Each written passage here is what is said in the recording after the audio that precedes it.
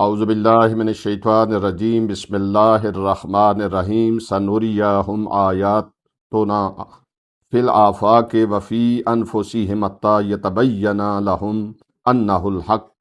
ان قریب ہم انہیں اپنی نشانیاں کائنات میں بھی دکھائیں گے اور ان کے اپنے نفسوں میں بھی، یہاں تک کہ ان پر ظاہر ہو جائے گا کہ وہی حق ہے۔ سورہ حامیم سجدہ کی آیت کو تلاوت کرنے کا شرف حاصل کیا ہے۔ رسول خدا صلی اللہ علیہ وآلہ وسلم کے پاس ایک دفعہ مکہ میں ایک اعرابی پیش ہوا۔ اس نے کہا کہ یہ جو سامنے درخت ہے اس کو اگر آپ بلائیں اور یہ چل کر آپ کے پاس آ جائے تو میں آپ کی ذات کا کلمہ پڑھ لوں گا۔ رسول خدا صلی اللہ علیہ وآلہ وسلم نے درخت کو اشارہ کیا اور درخت جو ہے وہ زمین چیرتے ہوئے قریب آیا، اور درخت کے ہر ٹہنی اور پتے سے آواز آ رہی تھی اشہد انک رسول اللہ۔ اس کے بعد اس نے کہا کہ آدھا یہیں رہے اور آدھا واپس چلا جائے۔ رسول خدا نے حکم دیا، درخت آدھا ادھر رہا آدھا ادھر چلا گیا۔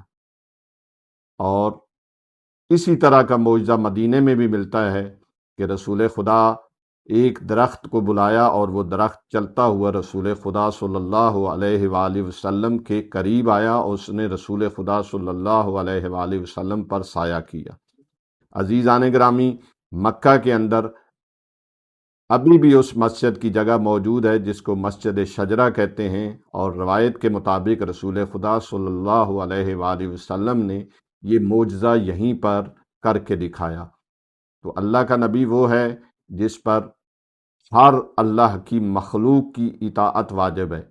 وہ اگر درخت کو بلائے تو وہ چل کے آ جاتا ہے، وہ اگر پتھروں کو اٹھائے تو وہ سنگریزے کلمہ پڑھنا شروع کر دیتے ہیں، وہ اگر چاند کو اشارہ کرے تو چاند دو ٹکڑوں میں تقسیم ہو جاتا ہے، اور اگر وہ سورج کو بلائے تو سورج پلٹ کے واپس آ جاتا ہے۔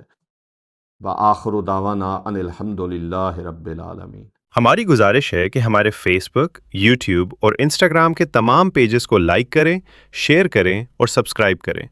آپ کی حوصلہ افزائی ہمارے لیے قیمتی سرمایہ ہے۔ شکریہ۔